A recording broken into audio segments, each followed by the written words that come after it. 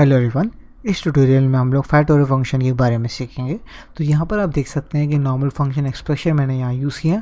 तो इसी same function को अगर मुझे फैट और फंक्शन में यूज़ करना है तो मैं यहाँ पर बार फू और ओपनिंग क्लोजिंग राउंड ब्रैकेट्स और यहाँ पर equal to greater than sign और ओपन क्लोजिंग कर्ली ब्रैकेट्स। यहाँ पर अगर मैं कंसोल लॉग हाई दे दूँगा सो ये एग्जैक्टली इक्विवेलेंट है, राइट। लेकिन फैट और फंक्शन में और भी कई सारे यूज़ केस है। वो ये है कि अगर क्योंकि यहाँ पर एक ही लाइन है, राइट, तो हम लोग जो है यहाँ पर इसको कर्ली ब्रैकेट को रिमूव कर सकते हैं, राइट, और ये कर्ली ब्रैकेट्स को रिमूव कर सकते हैं, ठीक है। तो इस तरीके से हम लोग अब देख सकते हैं कितना क्लियर है, राइट। अगर आपको यही चीज़ अगर आपको मान लीजिए स्क्वायर मेथड यहाँ पर अगर होता स्क्वायर मेथड होता तो ये एक्स वेरिएबल एक्सेप्ट कर रहा है पैरामीटर में और हम लोग इधर x star into star return कर रहे हैं। तो रिटर्न कीवर्ड भी हमें लिखने की ज़रूरत नहीं क्योंकि ये एक लाइन है, तो उसे भी हम लोग इधर इजीली ओमिट कर सकते हैं।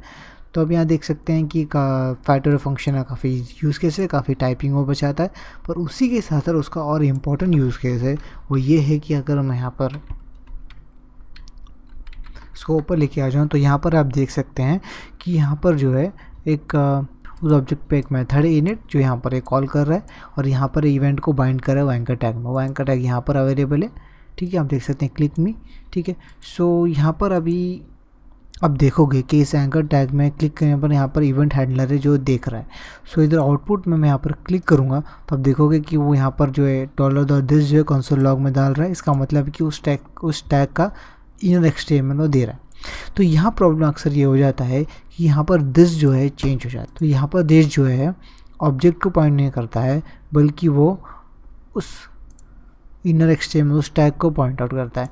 तो उसे रिमूव करने के लिए क्योंकि हमने यहाँ पर नॉर्मल फंक्शन यूज़ किया है, लेकिन अगर वो दिस अगर यहाँ पर मैं क्रिएट करूँ variable name equal to Shoaib, alright, तो अब इधर इसके अंदर इस एंकर टैग फंक्शन के अंदर अगर मैं यहाँ पर console log this dot name दूंगा, ऑलराइट।